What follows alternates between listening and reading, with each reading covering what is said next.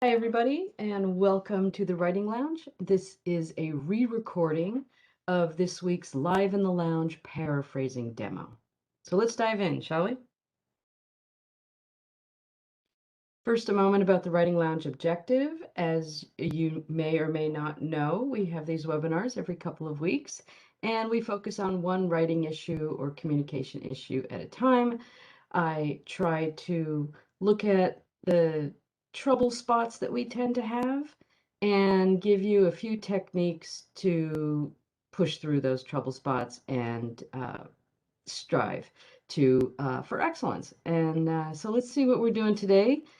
We're working on paraphrasing. This is who I am. I'm professor of communication and cultural studies at the University of Redlands. You can always find everything you need to know right here at redlands.edu/writing lounge. You can have access to previous recordings of the webinars. You can see what's coming up, and you can contact me and make suggestions on what you'd like us to cover in the Writing Lounge. Writing Lounge is meant to be a very casual space, and I encourage you to attend live. And if you can't, these recordings are here for you. Paraphrasing. This was actually a request from students when we were working in another Writing Lounge webinar. They said, we really need help paraphrasing. And what people have often found confusing or difficult about paraphrasing, it's like, what's the line between paraphrasing and plagiarizing it? I don't understand the difference. I lose my own voice. I'm just having trouble with it. So you know what? I'll just quote everything.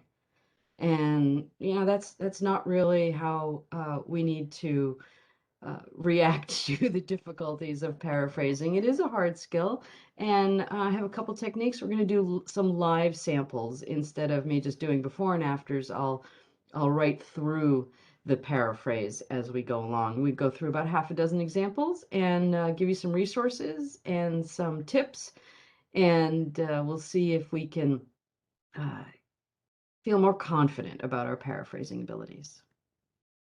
First of all, what is a paraphrase?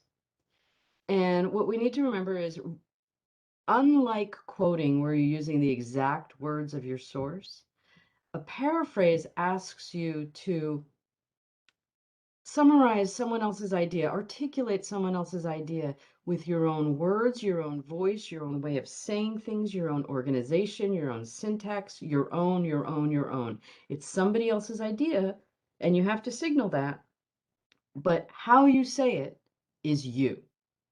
And we'll figure out really how to do that with some ease as we move forward.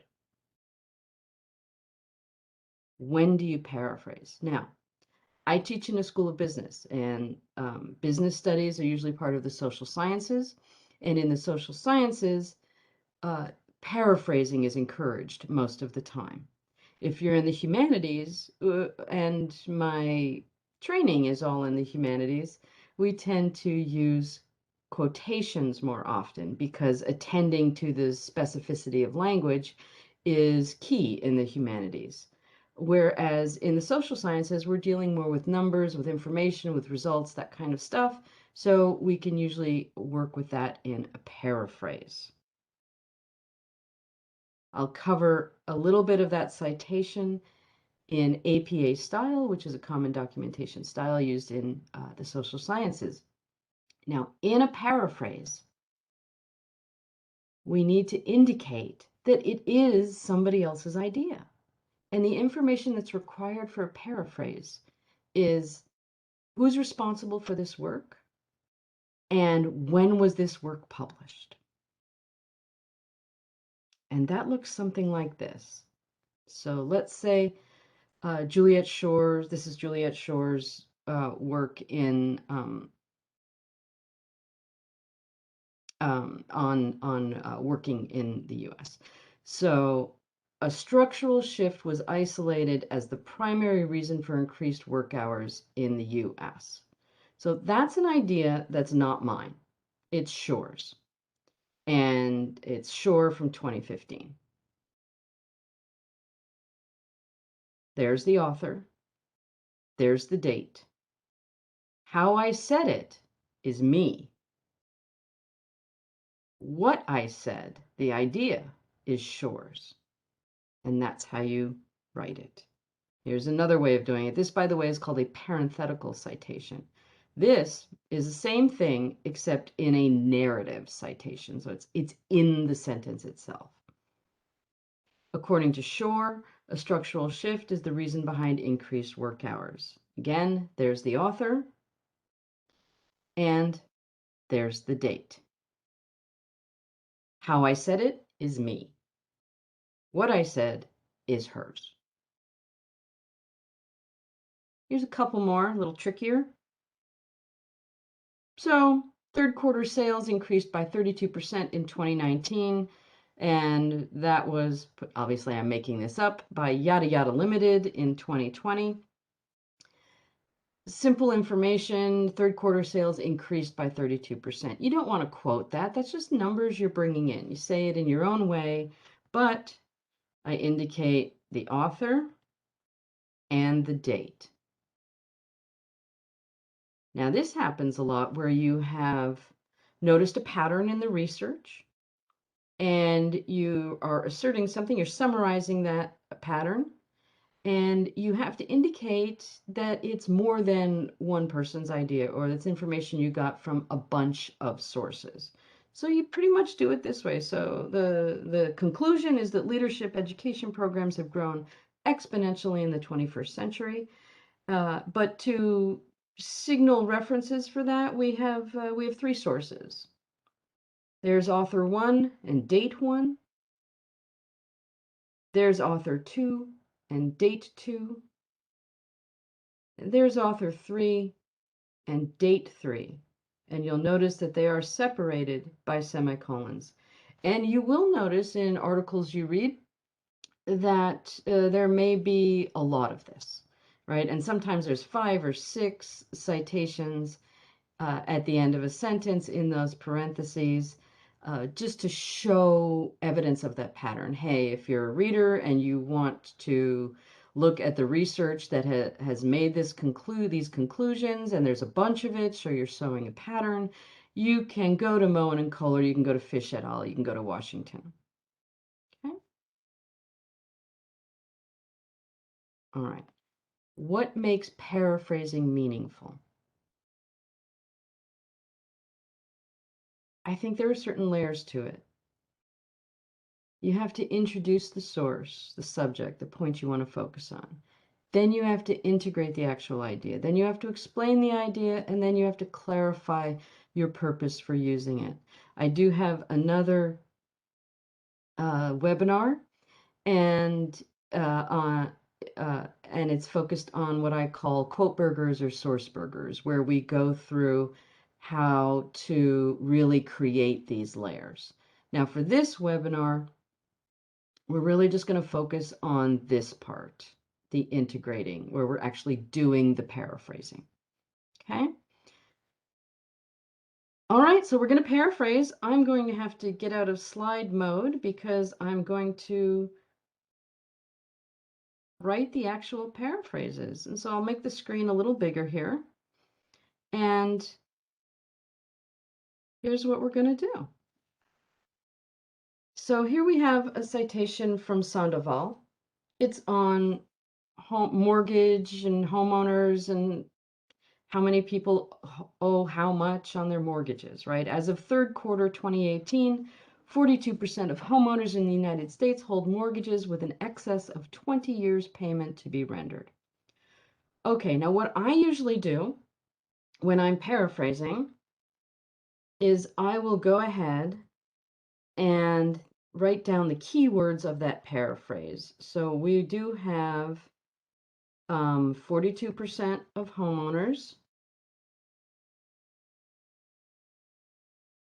That's important. And we're talking about the US, and we're talking about greater than 20 years to pay.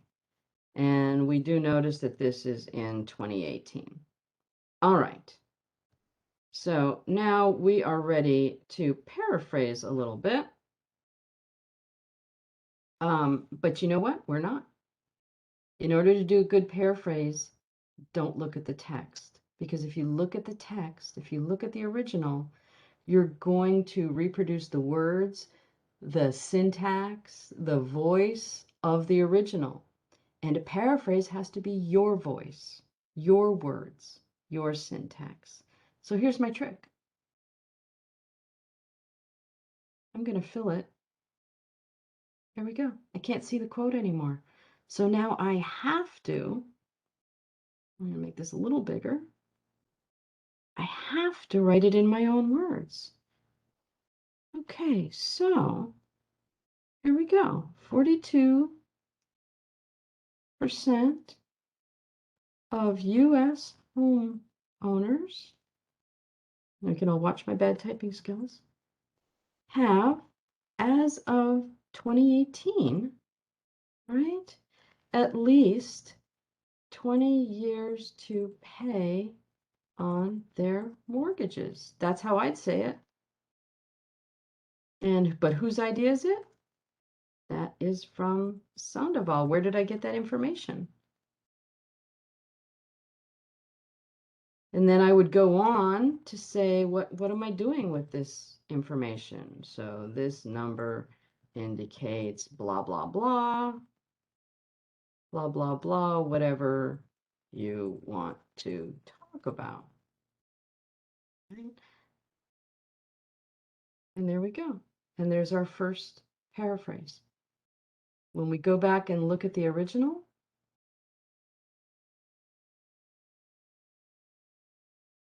we're good. Whoops.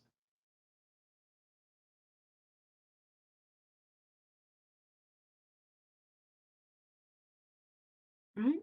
My words, my voice, Sandoval's information. Let's do another one. Okay, now this one is a quote from Francesca Gino from an article, Let Your Workers Rebel. I teach this a lot in my undergraduate courses.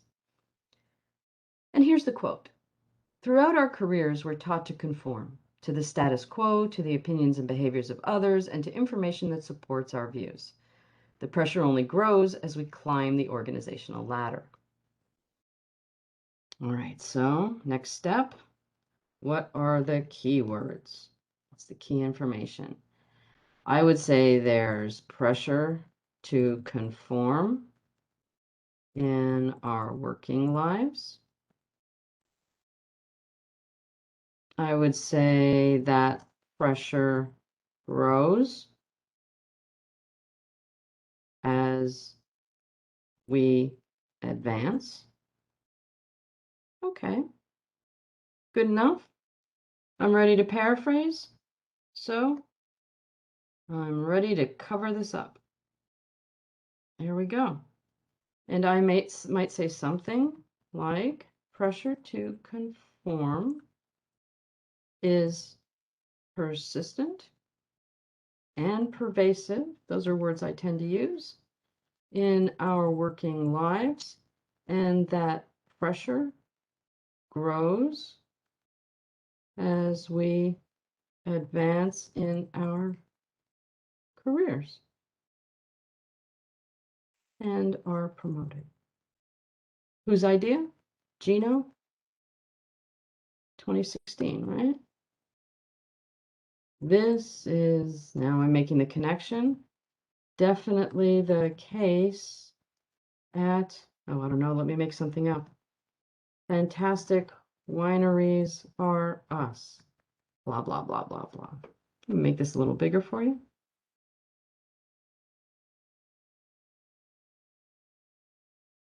There we go. Now we uncover the original and make sure we're doing what we need to do. Yep.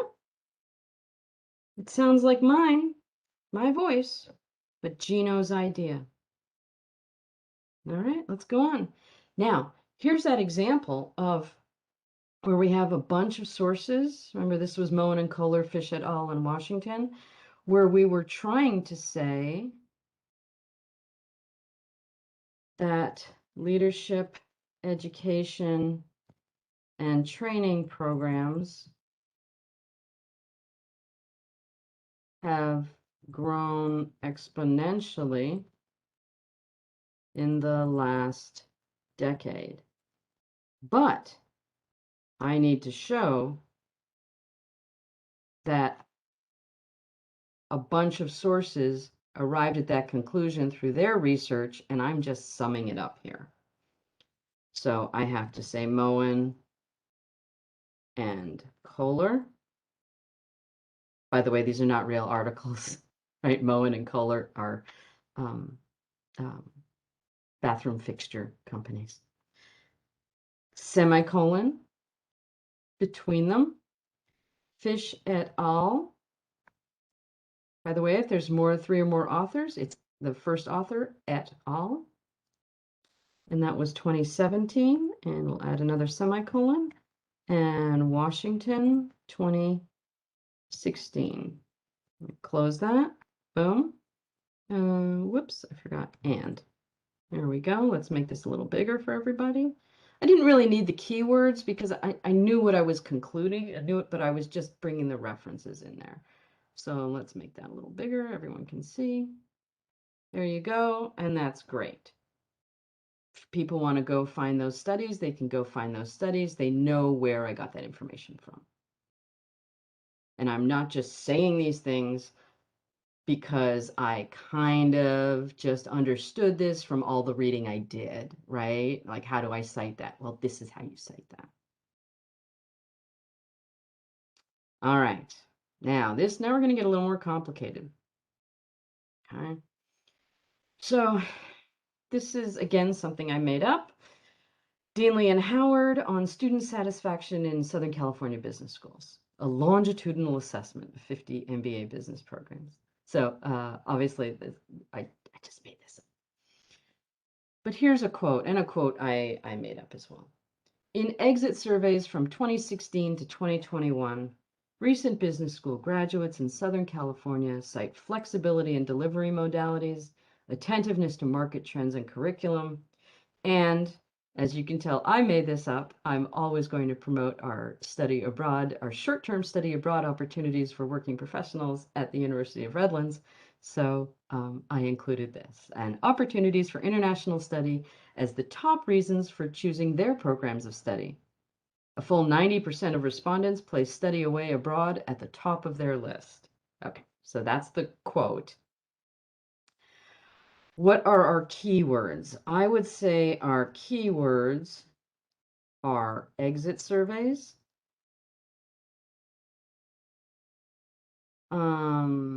let's see, 2016, the dates to 2021.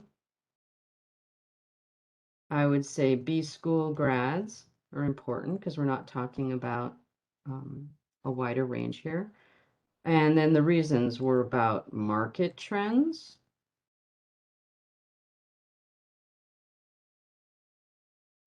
international programs, which was the 90% number, and flexibility. And then we're also talking about Southern California. All right. Let's write this. Move this up a little bit. Here's our paraphrase. I'd say in the last 5 years, flexible course formats, programs attuned. Again, that's kind of a word I use a lot.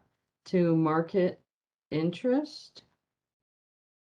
Oh, wait, you know what I didn't do? Look, we can't start writing until we make ourselves not see the original, and we're just working off the keywords.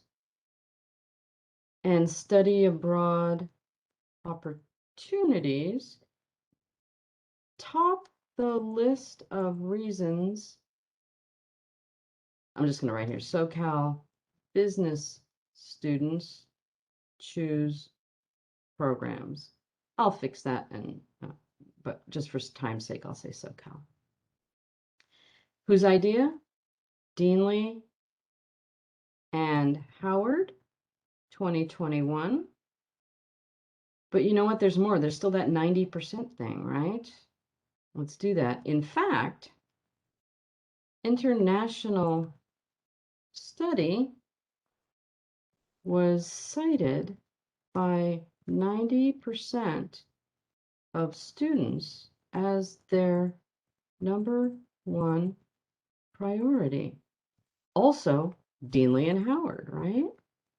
And I repeat that citation because citations expire after one sentence. Let's see if I can make this a little bigger without jumping on to the next slide. There we go. Okay, now I'm going to let myself see the text again. Yep, that's me. I need a citation in each sentence because you always need a citation in each sentence. But I'm using all my own words. The idea is the same. I haven't changed the meaning. I've captured their information, but I've done it in my voice. Okay, let's keep going. We have a few more to do. Now this one is McLeod, or it's Brown and Monaco, and this is about employee access to sick leave. Now this is like a government report that you might want to be looking at, and you're trying to bring out, there's a lot of numbers, and you're trying to bring out some of those numbers, foreground them, so you can then talk about them, right? This is a pretty busy paragraph with a lot of information. I don't need all that information. And I'm going to talk about and then we're going to bring out in the keywords the information that I do need. Again, without changing the meaning, you're not manipulating stuff. You're just grabbing the information that's relevant for your analysis. So here's the quote. In March 2020, 75% of all private industry workers had access to paid sick leave. Paid sick leave was more prevalent among full-time workers, 86%, than among part-time workers, 45%, and it was also more prevalent among union workers, 88%, than among non-union workers, 74%. In addition, access to sick leave varied by occupation, with workers in management, professional, and related occupations having the highest rate, 92%, and workers in service occupations having the lowest rate at 59%. Now, for my keywords, I decide what I'm really interested in because I'm really focused on management versus service worker distinctions. So this is the information that I'm going to be interested in. So the ranges of access, right? And we have 92% for managerial and professional. And then we have 59% service access ranges for paid sick leave. There we go. 92 and 59% service workers. All right. I'm going to cover this up now. And let's write this. As of March 2020, oh, I just remembered that here. March, because time matters. As of March 2020, access to paid sick leave, I mean, that's the term. It's okay. They use that term. You're using the same term. Varied greatly across occupations. That's how I would say it. Even among those with full-time work. That's Brown and Monaco, not me. This is 2021, right? Yeah. For example, 92% of managerial and professional workers had access, but only 59% of service workers did. Whose idea? Brown and Monaco in 2021. Let's make this a little bigger. And now let's reveal. And you know what? That's how I'd say it. I've foregrounded the information that's relevant to my analysis that I'm going to talk about, maintain the meaning of the original, signaled it's somebody else's idea here and here, but use my own voice, my own words, my own way of saying things. And there we go. A couple more to do. Maybe I'll skip this one because it's, oh, what the heck, we'll just do it, right? Here, we have keywords. Now this one is by Brandon Berger. It's an article, again, I teach often on strategy. And he says, the strategist should identify and challenge the assumptions undergirding the company's or the industry's status quo. This is the most direct and often the most powerful way to reinvent a business. All right, what are our keywords? It's really, what's the strategist's goal and role? And it's about challenging status quo, right? Challenging the norms. There we go. Let's cover this up. Same technique the whole time. Make yourself not look at the original. So here we go, challenging the ways in which businesses function as usual is key to a strategist's project. My idea? Nope. Brandon Berger's in 2019. There we go. Make this a little bigger.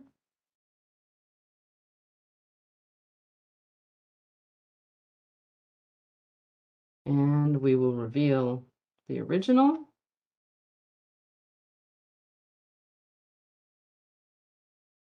And we have a look. It's okay. We use the same word because challenges, it's fine. We don't have to, break out the thesaurus just to change a word because everything else is our own. We would still use that word. It's okay. We weren't looking at the original. Okay, looks good. All right, second to last one. Here we go. This is Arlie Russell Hochschild from her book, The Managed Heart, Commercialization of Human Feeling, and she introduces the term emotional labor, which is a very big term. We use it all the time now, but she coined the term back about 30 years ago. Oh my gosh, 40 years ago.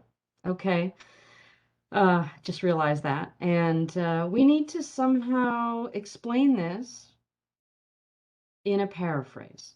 So what are our keywords as usual? They are going to be obviously emotional labor, because that's the term, managing feelings, and um, it's also just managing our feelings inside and outside. We'll see if we can work that through. And it is part of what we get paid for. That's key in emotional labor. We get paid for it. All right, let's see if we can. Oh, let's cover the original. Okay. By the way, notice I'll tell you, we'll do that afterwards. Okay. So emotional labor, you can use the word, it's her term, is what we do and get paid for at work to manage our emotions for ourselves and also outwardly for others.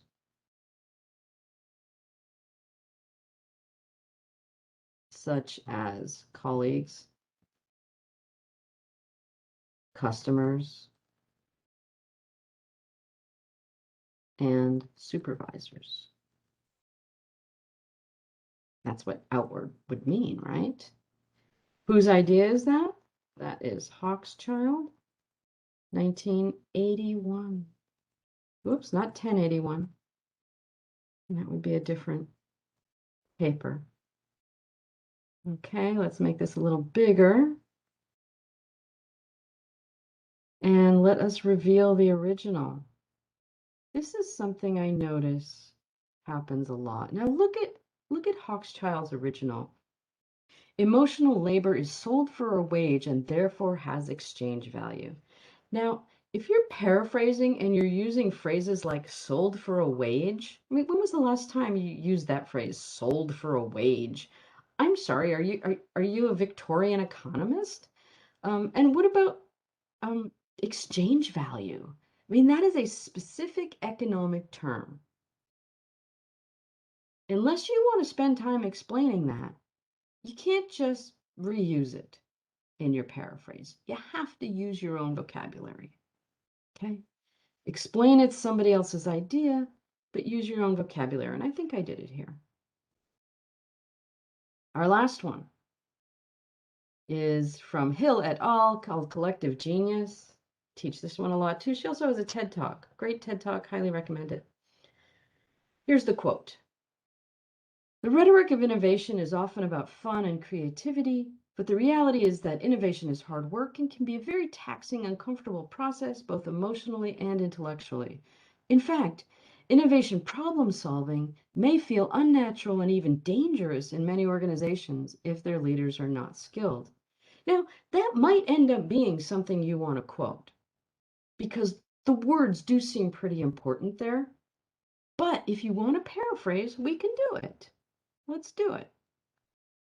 As always, what are our keywords here? Innovation, reality versus image of it, difficult, process with risk. You know what seems important though, and I'm going to leave this in a quote. Fun and creativity. All right. Let's cover up the original. Let's see what we can do. In their study of innovative leadership, great. Now see, I'm going to be using the narrative paraphrase here, narrative citation. Hill et al., and that was 2014, because this is getting closer to having to attend to people's words. So I'm going to use a bit of an, Hill et al. Is really important here to show the authors, foreground them a little bit. Identify a disconnect, I would use that word, between the image of innovation and its reality. Now, there's the citation. I don't need anything at the end because I've used a narrative citation. Rather than being about, you know what? I think this is important, so I'm going to leave it as a quote. Except I'm going to get the quote right. They note the difficulties of the process. Now, what's interesting here is see, I put they, so I am referring to Hill et al. So I don't need any other information. I've created that signal that it's not my idea. Innovation work is demanding, uncomfortable, and can feel risky. That is not me. That is Hill et al. 2014. Period. All right, let's make this a little bigger.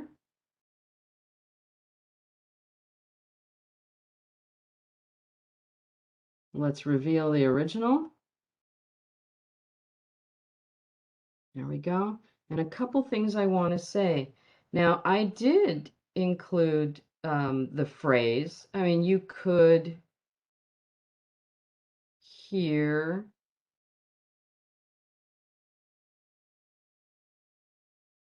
we already have the author, we have the implied date, but I'll add the date because this is a quote. And let's say, I don't remember what page it is. Oh, there it is. Yeah, 96. There it is, page 96.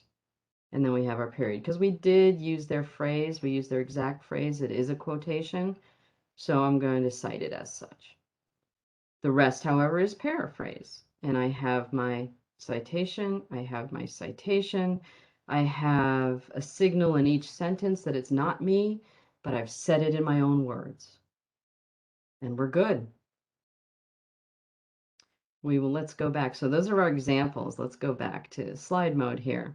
Here are some keys and a bit of a summary for you. When you're explaining someone else's idea, don't look at the text.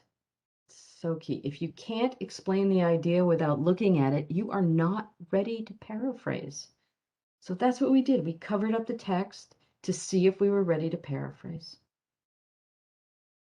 When you're paraphrasing numbers, write down the numbers on a separate document, on a piece of paper, I don't care, whatever, post it and screen. Build your paraphrasing sentence around those numbers like we did. We figured out what were the key words, what were the key numbers. We brought out the nouns mostly and built our sentences around those nouns. And that way you create your own voice, your own language, your own way of saying things, but you're signaling it's somebody else's idea. You're keeping the meaning intact. Don't quote big blocks of numbers. Explain your way through them like we did, okay? And finally, I call this voice tracking because sometimes when we're paraphrasing, we forget to signal it's somebody else's idea. Almost like in that Hill example where we had 3 sentences. Well, after that first sentence, we tend to forget to say it's somebody else's idea. So don't forget that. You need to signal and cite each sentence so your reader knows which ideas come from your source and which ideas are yours. Always remember, if you don't say it's someone else's idea, you are saying it's yours. And that concludes Paraphrasing Live. These are some resources for you. And thanks for sticking with this. I hope you enjoyed the live demonstration. And as always, join us in the Writing Lounge. This is what's upcoming. Obviously, by the time you see this, this might be different. But I look forward to seeing you in the days ahead.